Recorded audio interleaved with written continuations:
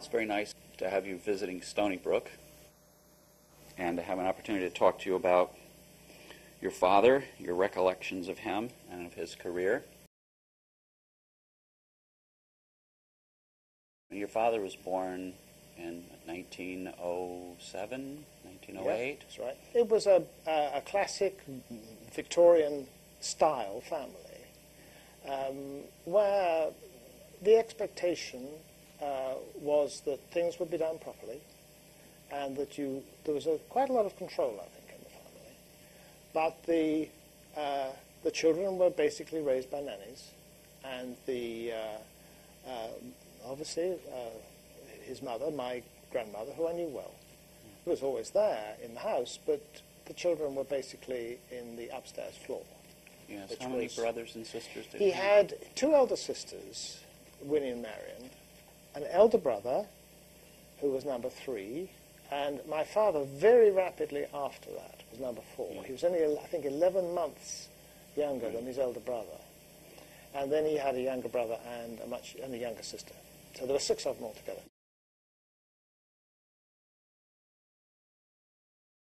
My grandfather, who I never knew, he died in 1927, I think.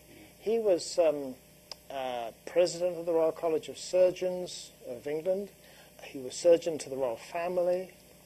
He was a very high-ranking surgeon in the Allied forces during the First World War. And he made many distinguished contributions. I remember one of the things that he did was he introduced the steel helmet. He recognized there were so many head injuries that were fatal, which a similar degree of injury on a limb would have been nothing more than a flesh wound. He also did some things about the organization of so on. Field I think hospitals. That was very important. Very important. Yes. What he did was what Colonel Potter did in MASH. He was the first Colonel Potter. He developed MASH units, under canvas, surgical units, right up by the battle line. And they would do really major surgery right up near the front line. The story in the family is that he came back a changed man. He didn't return to Britain for 4 years. He did have 4 years of secure attachment with his nursemaid, Minnie. I believe that was a very positive experience. The fact that he lost the nanny when he was 4 because she moved on to a better job doesn't take away that sense of having known a secure attachment bond with somebody who I think he loved. It's said by his sister Evelyn that John was her favourite. And when it's known that somebody was her favourite, chances are that she was his favourite. And I think that was, and we know she was the only person in the household who consistently played with the children. She greatly enjoyed playing with the children, and nobody else did. And I think that's a very important part of what my father experienced positively from his nursemaid.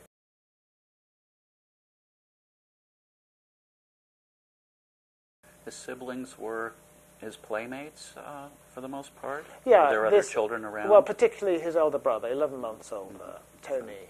And Tony was a good uncle. I enjoyed him. And he and my father were the closest of friends and the most intense rivals. There was this classic sibling bond.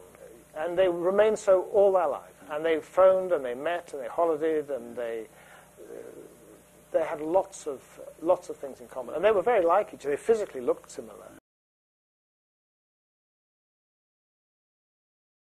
Father's recollections of his childhood engagements with older generation were with his maternal grandfather. His maternal grandfather was a sporting parson, and he was always known in the family as Grampy. And this man was a major force in my father's life because he taught, as far as I can make out, my father these field sports that my father so dearly loved, and a lot of the natural history was through him. So the bird watching and the grouse hunting. And the grouse shooting and all of these activities. There are many, many stories that I recollect my father telling about Grampy, not about his own father. His father only saw the children for an hour on Sunday. Didn't see father all week. Yes. Well, he had an absent father to that effect. Well, were there great expectations placed on his brother and himself because of the father's great accomplishments? I think they would have put expectations on themselves. To rise to the father's I think that's, accomplishments. I think my father would have liked to have pleased his own father. I see.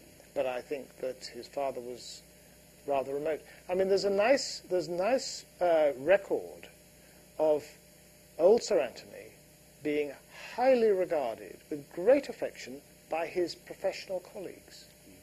And I think he rather had two personalities, that there is a tendency for him to see his professional colleagues in a supportive and comradely light. And I think he found that when he switched to family mode, something else kicked in a way that I don't think was so comfortable.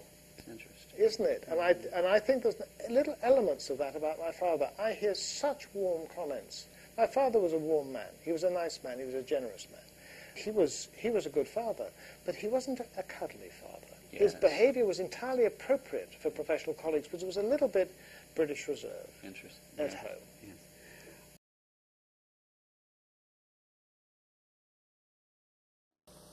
He didn't initially go to medical training, did he? There were plans that he would have a military career. Yeah, naval.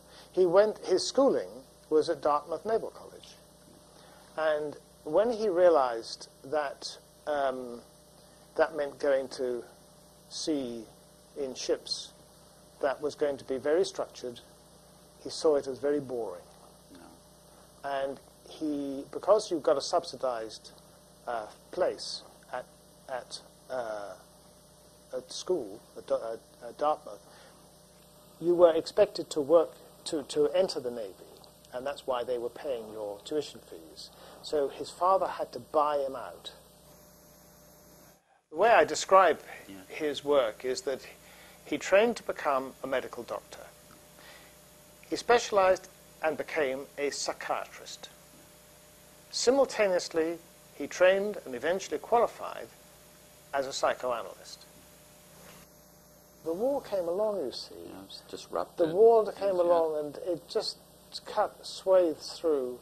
But he met some very, very able psychologists who moved to the Tabby with him. And they sort of rejuvenated the Tavistock Clinic after the war as a group that came in. Jock Sutherland, Eric Trist, I can't remember all the names of the people, but they were very, very important.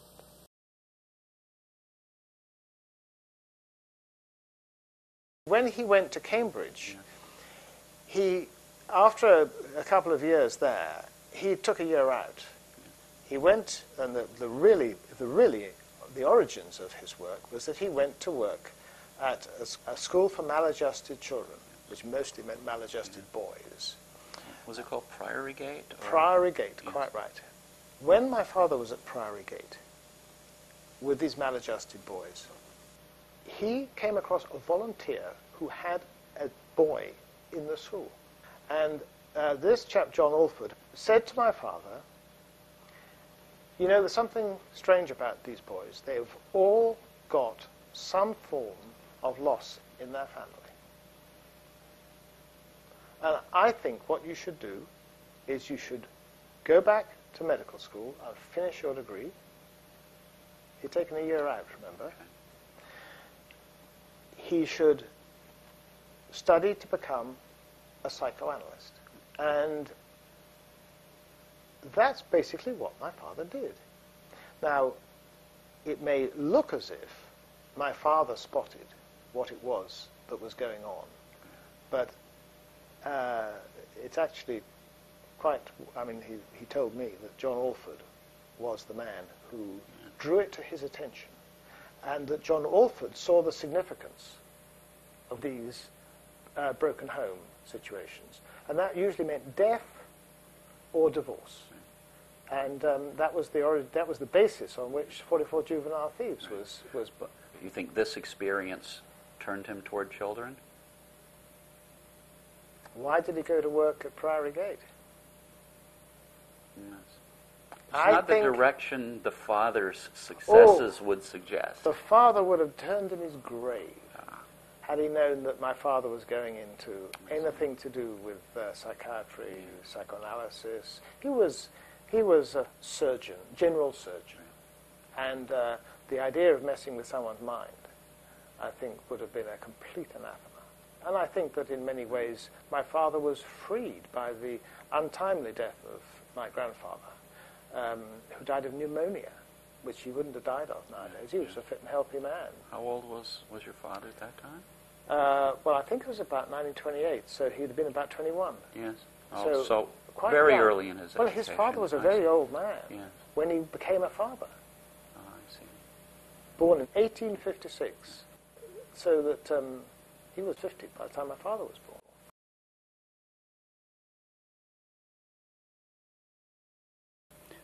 After he finished his medical training and went to his psychoanalytic training, he had his analysis with Joan Riviere. Is that right? And he was supervised. I think he was supervised by two people, and I don't think I've got this quite straight. But Melanie Klein was certainly one of the supervisors. Pretty sure it took him 7 years before he was certified as a psychoanalyst. And the story that he told me is that he would not go along with what it was that he was being taught. And he was told, but that's because you don't understand it. When you understand it, then you will go along with it. And then we can make you a psychoanalyst. Melanie Klein had some really first-class facets to her work, which was of great value. And Father always, calls himself an object relations theorist. But he did have his battles later on. I know that my mother was very cross that he had spent all the money that he had been given from his family as an allowance on his psychoanalytic training, and that she had a small amount of money that they basically had to live on. There was a key issue, I think, during his training over whether Melanie Klein would allow him to talk to the families, observe the children in the here and now, in their homes, the things that Mary Ainsworth eventually did so successfully. She was determined not to, and I often wonder what Melanie Klein's personal agendas were that made her so resistant and so hostile to the ideas of the idea of bringing in more of the family. But my father was, I think my father's early childhood experiences with losing his nanny gave him a sixth sense that something was going on. Was there a chance that she could have turned him away from it? No, he was his own man. I mean, he really was his own man. He was, if he felt that something fitted his experience and his insight and his gut feelings, he would follow it. The character and the determination and the single-mindedness to run it, to go against the flow is, I think, one of the things that he had in abundance. I think he was actually rather naive. I think he felt that if somebody came up with a solid explanation, which was, in his view, clearly better than the present explanation, everybody would welcome him with open arms. Yeah. How wrong can you be? It turned out to be extremely contentious from every different angle. Did he maintain contact with the people who'd given him the psychoanalytic training, or did he move on after that? Well, of course, no, he didn't. Well, he was training secretary of the British Psychoanalytic Society after the war. So, yeah, I suppose he had to be involved. Professional contacts, I see. Yeah, and he hosted a summer party every year, which I remember well, in our house, in our garden party, for all the staff of the Tavistock, because he had a big house, we had a big house. But Melanie Klein and even Anna Freud joined forces. They were not apparently bosom friends, but they nevertheless joined forces against Father when he came up with the... Well, I can see how it could be difficult, though, as people are often very close to the people who trained them. Yeah, it could be difficult. I would think it's unlikely that he I mean, well, he didn't get on with them, so he definitely plowed his own furrow. Yeah. Do you know if he ever met Sigmund Freud? Don't think he did, no. I don't think he did. I don't think so. He never discussed it, if he did. No, I think he didn't. Yes, I mean, he would have had an opportunity for a brief period. Yeah, there would have been, as a young man. Yeah.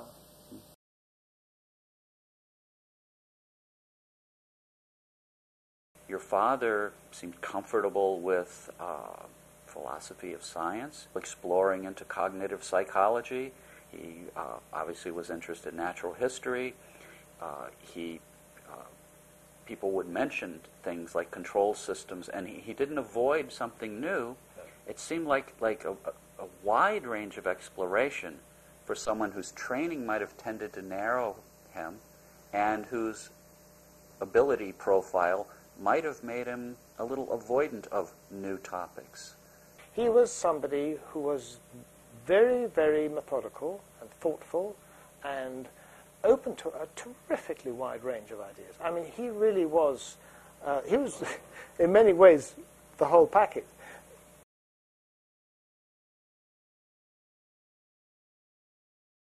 Most of the family have very good interpersonal skills. Yeah. They're quite widespread through the family. A lot of teachers, a lot of professionals. Not many people making buckets of money, but a lot of people interacting at a professional level with skills, connecting and networking. It seems likely that same facility would make for a good child psychiatrist. Someone with good eyes to see what's going on. He never claimed to be a good therapist. Therapist, yes. And he didn't do a lot of either child or adult psychotherapy. He never did sort of 8 hours a day. Yeah. That was not what he did. He had a few patients that he saw for a long time, and I think was successful. But his real passion, I think, was synthesis of ideas.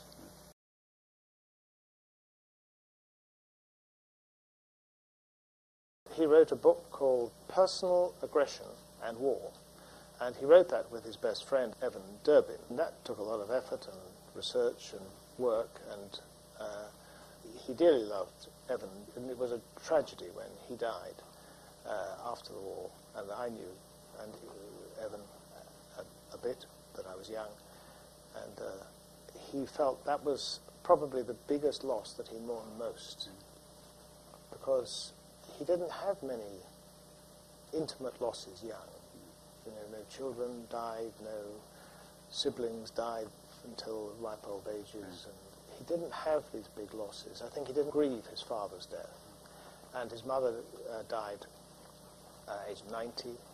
That would be unusual in those days. People would experience losses. I think so. Throughout their lives. Father used to say that people thought that the more losses you had, the easier it got. And he said, we've got no evidence for that. In fact, if anything, it's completely the reverse.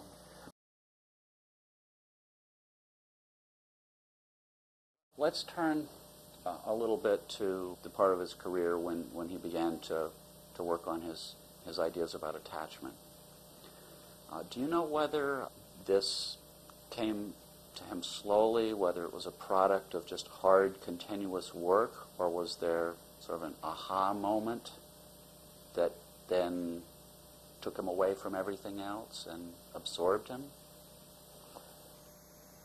There were a series of aha moments, and some of them I can remember. But primarily, it was 90% perspiration, 10% inspiration. Very, very determined, long-term hard work. 44 Juvenile Thieves, sort of looking at maternal deprivation.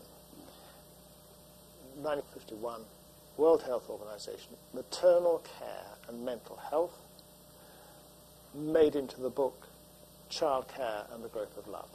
That monograph became pretty much 90% of the text for the popular book. Maternal deprivation. He then, in 1957, had a sabbatical year in Palo Alto, just south of San Francisco, where he had the opportunity to amass all his thoughts, and the outcome of that was a paper called The Nature of the Child's Tie to His Mother. That was the start of the attachment theory, the child's tie, the nature of the child's tie to his mother. So this was an evolutionary process. What might have been some of the aha moments? Well, I remember one was that I remember we were on a walk together. I was about 17, so it was about 1956.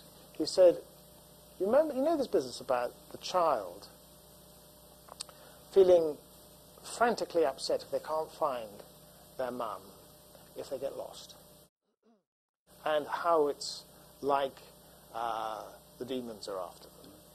Well, it's like it's the same feeling that we get as adults if a loved one dies. There is the same sort of sense, and I think grief and mourning is very closely allied to the sense of can't find mummy when I'm a baby, when I'm a toddler. And I can remember thinking, well, if you're right, that's really heavy stuff. Do you think he was working it out as he talked to you? He wanted someone non-controversial to try the ideas out. But I think he mostly used Mary Ainsworth for this. She said that when she left London and went to Uganda, she was not convinced that this secure base description was necessarily a good description of infants, and she was going to find out. Not that she was going to prove it, she was going to find out. And maybe that was a quality he liked in her. He loved that. I mean, you can trust someone who will tell you it's not working. Absolutely. And he would be open to this. Oh, yeah. Oh, absolutely.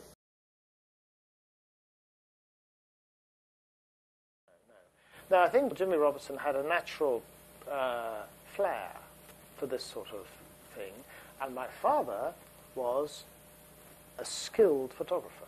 He had photographs from when he was a child. I was through discovering his quarter-plate Sanderson camera, which was red leather and mahogany and brass, that I got into photography. And I'm sure when Jimmy said, you know what I'd like to do? I'd like to film these little guys going into hospital because I think we might be able to see something in the pictures. And I think my father was supportive of When the baby in the next cot cried, and my father said that Jimmy could do with his camera what he could never do with his pen.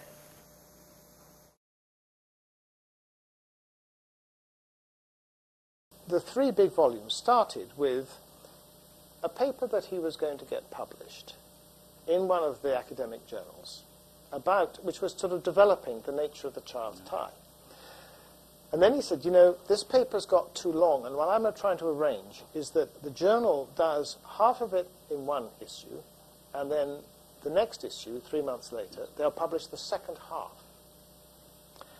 And then he came back, this went on over a period of time, and he said, you know, actually, I think this is going to make a book. I think there's enough here to make a small book. And then he said, this is going to make a book, but the trouble is, I think it's in 2 parts. I think it's going to take 2 volumes to put this together. And then this went on over years. And he said, I think the second volume is going to have to be split into separation and loss. And that was the trilogy. And there was 5 years for each volume. But the first volume, if you like, was 50 years. People have often commented that the first volume is ethology, control systems, evolution, working out sort of mechanisms. The second volume is more on representation, more psychological in a sense, and the third volume more difficult material. And people have felt perhaps that his thought was evolving over such a long period of 15 years. No. He told me one time that he had the entire thing in mind from the beginning. Yeah. By the time he got it into 3 volumes, he had all the notes for everything. Yes. Now, that doesn't mean to say that the detail couldn't be adjusted and modified in the light of new research data coming through. No, I think that's true. Yeah.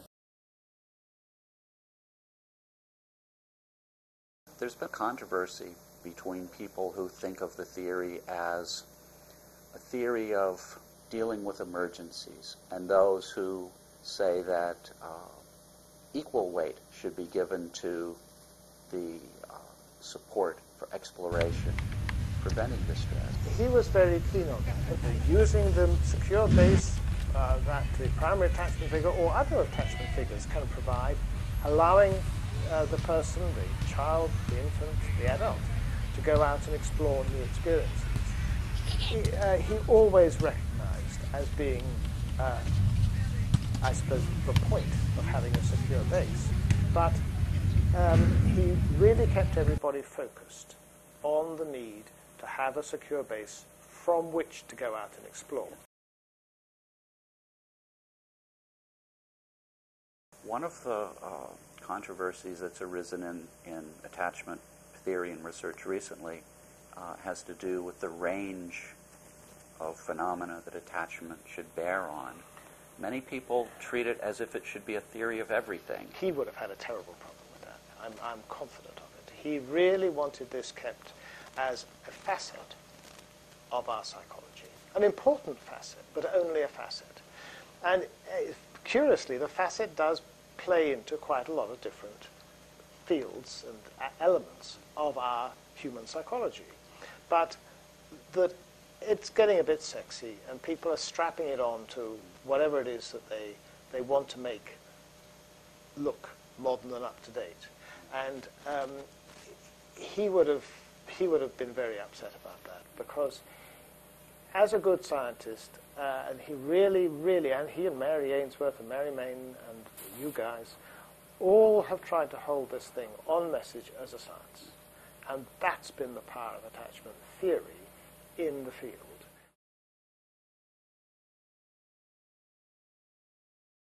I wonder what he'd think about so many people today having a fatherly image of him.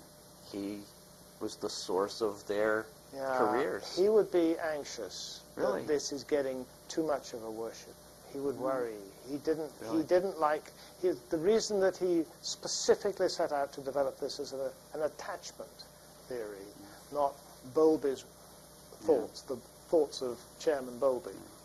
He really didn't like that. He said it's so inhibiting and limiting, because he said, when I die, if it was Bowlby, that's the end of it. You cannot develop Bowlby after he's dead. You can develop attachment after I'm gone, but you can never develop Bowlby because Bowlby's not here. A strategic So choice. it was absolutely expressed specifically as a strategic choice to allow science to flourish. He said it's just going to have to take its chances, along with any other theoretical framework, to explain the data. It has stood up astonishingly well. It has been added to brilliantly. So, it hasn't stopped in its tracks. It has developed.